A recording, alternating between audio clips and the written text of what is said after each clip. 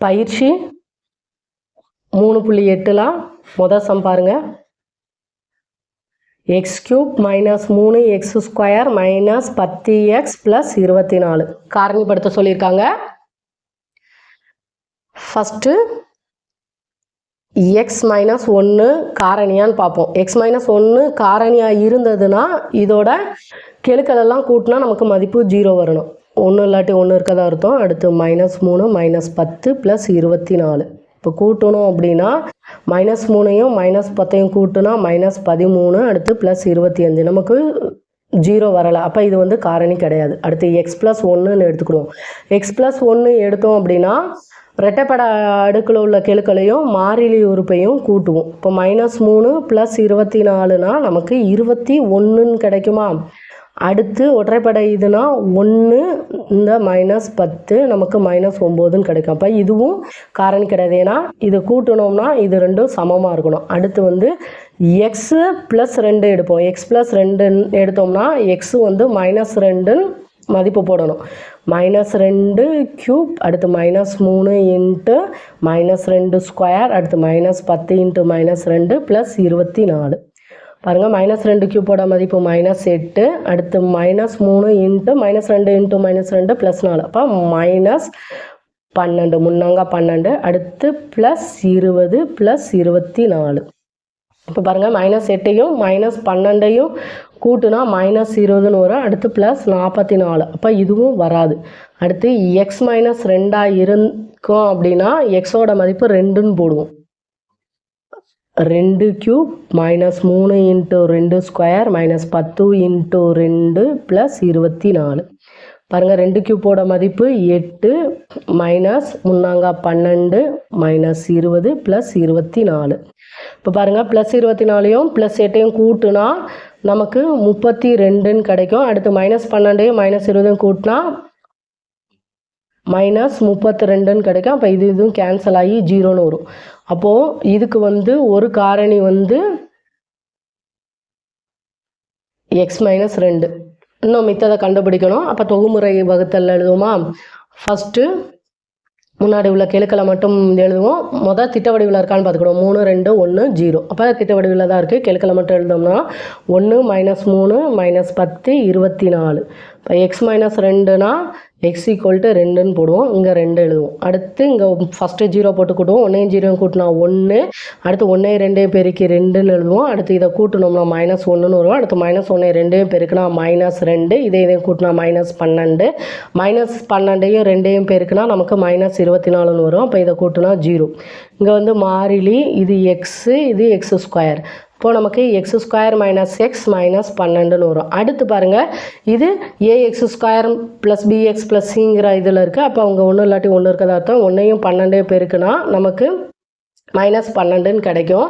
இப்போ 2 காரணி எடுக்கணும். அதை பெருக்குனா -12 கிடைக்கணும். அதே இது கூட்டுனா நமக்கு -1ன்னு வரணும். 4 - 12. இன்னொன்று பாருங்கள், இங்கே மைனஸில் இருக்குது. அப்போ ஏதாவது ஒரு நம்பர் வந்து மைனஸ் வரணும். அடுத்து கூட்டும்போது மைனஸ் இருக்கிறனால பெரிய நம்பரில் வந்து நம்ம மைனஸ் போடுவோம். இப்போ -4 × +3னா நமக்கு -12ன்னு கிடைக்கும். அதே இது -4 +3னா இதை கூட்டினா -1ன்னு வரும். அப்போ நம்ம எடுக்க வேண்டியது வந்து -4 + 3.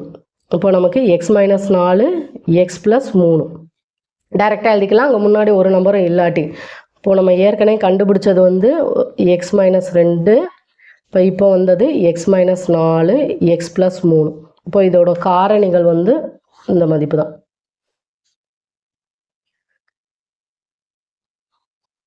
நல்லா ஞாபகம் வச்சுக்கணும். இங்கே முன்னாடி ஒன்றுமே இல்லாட்டி நம்ம காரணியை கண்டுபிடிச்சிட்டு டைரெக்டாக எழுதிக்கலாம். இப்போ ஏதாவது நம்பர் இருந்ததுன்னா நம்ம ஸ்டெப் படி தான் செய்யணும். ஏன்னா x², இந்த -xக்கு பதிலாக -4x + 3x -12. இப்போ இந்த ரெண்டுக்கும் பொதுவாக எக்ஸை வெளியில் எடுப்போம். அப்போ ஃபஸ்ட்டு இதில் x மீதம் இருக்கும். அடுத்து -4. அடுத்து இதில் 3 பொதுவாக வெளியில் எடுக்கும்போது x -4. இப்போ இந்த ரெண்டு இதுலேயும் x - 4 பொதுவாக இருக்குது. அடுத்து மீதம் இருக்குது x + 3. இப்போ இந்த இதுக்கு காரணி வந்து ஏற்கனவே கண்டுபிடிச்ச x - 2, அடுத்து இப்போ வந்த x - 4 x + 3. சம்மெல்லாம் ஒரு தடவைக்கு 2-3 தடவை செஞ்சு பாருங்கள், ஈஸியாக இருக்கும். அடுத்து ரெண்டாவது பாருங்கள், 2x³ minus 3x² minus 3x plus 2. இப்போ வந்து எக்ஸ் ப்ளஸ் 1 வந்து ஒரு காரணியான்னு பார்ப்போம்.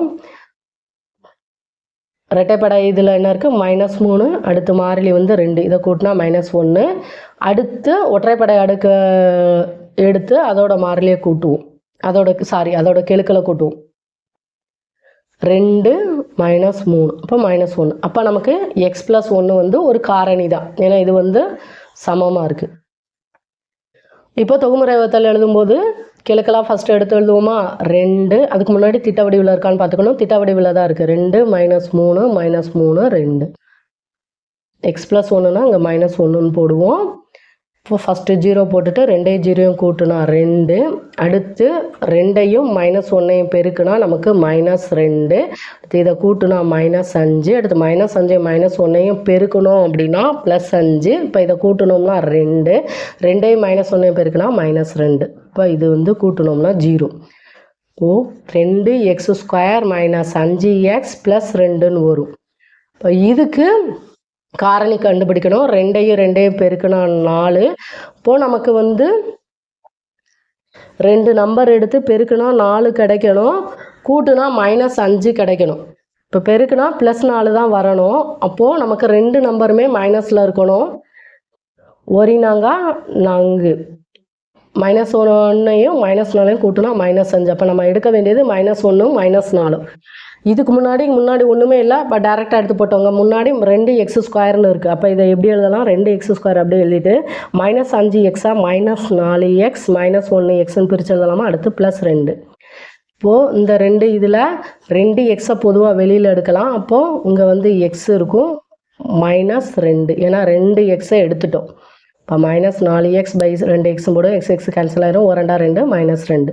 அடுத்து இதில் -1 பொதுவாக வெளியில் எடுத்தோம் அப்படின்னா எக்ஸு, அடுத்து -1 வெளியில் எடுத்துருக்கோம். இப்போ அங்கே -2ன்னு வரும், ஏன்னா 2/-1 அப்படின்னா -2.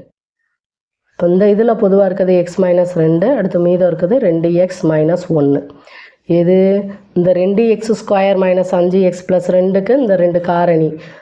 இந்த இதுக்கு ஏற்கனவே உள்ள x + 1, அடுத்து இப்போ கண்டுபிடிச்ச x -2, 2x -1. இப்போது இதோட காரணிகள் வந்து இதுதான். அடுத்த சம் பாருங்கள், -7x + 3 + 4x³ இதை ஃபஸ்ட்டு திட்ட வடிவில் எழுதிக்கலாம். 4x³ + 0x² - 7x + 3. ஃபஸ்ட்டு வந்து நம்ம வந்து x -1 வந்து ஒரு காரணியான்னு பார்ப்போம். x -1 காரணியாக இருந்ததுன்னா இதோட கெழுக்களெல்லாம் கூட்டினா நமக்கு 0 வரணும். 4 + 0 -7 + 3. 4ஐயும் 3ஐயும் கூட்டினா +7, அடுத்து -7, இதை 2ஐயும் கூட்டினா 0.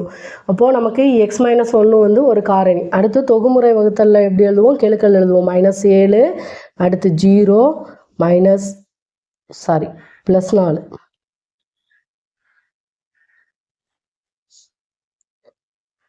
கெழுக்கெல்லாம் 4 0 -7 3.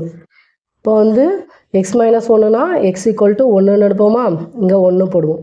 ஃபஸ்ட்டு 0 எழுதுவோம். 4ஐயும் 0ஐயும் கூட்டுனா 4, அடுத்து 4ஐயும் 1ஐயும் பெருக்குனா நமக்கு 4, அடுத்து 4ஐயும் 0ஐயும் கூட்டுனா 4, அடுத்து 4ஐயும் 1ஐயும் பெருக்குனா 4, -4ஐயும் -7லேருந்து 4 கழிச்சோம்னா -3, அடுத்து -3 × 1 நமக்கு -3, இதை கூட்டுனா 0.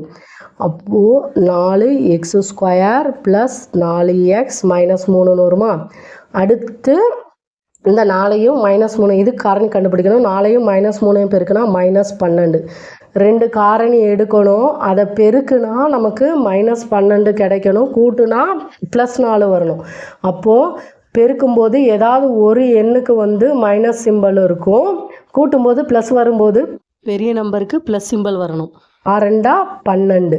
இப்போ பெரிய நம்பர் 6க்கு மைனஸ் சிம்பல் போட்டோம் அப்படின்னா நமக்கு கூட்டும்போது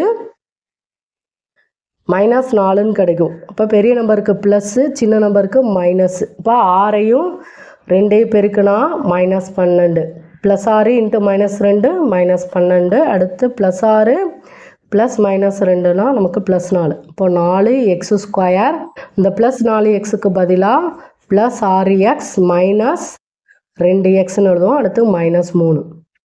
இப்போ இதிலிருந்து 2xை பொதுவாக வெளியில் எடுத்தோம்னா மீதம் 2x இருக்கும். எக்ஸ் எடுத்தாச்சு, 2 இது பண்ணணும்னா +3ன்னு கிடைக்கும். அடுத்து இதில் வந்து -1 மட்டும்தான் வெளியில் எடுக்க முடியும். இப்படி எடுத்தோம் அப்படின்னா இங்கே வந்து 2x மைனஸை வெளியில் எடுத்ததுனால +3ன்னு வரும். இதில் பொதுவாக இருக்கிறது 2x + 3. அடுத்து மீதம் இருக்கிறது 2x - 1. இது வந்து இதோட காரணி, நமக்கு தேவை இதோட காரணி. அப்போது ஃபஸ்ட்டு உள்ளது x - 1, அடுத்து 2x + 3, அடுத்து 2x - 1. இப்போ இதோட காரணிகள் வந்து இதுதான்.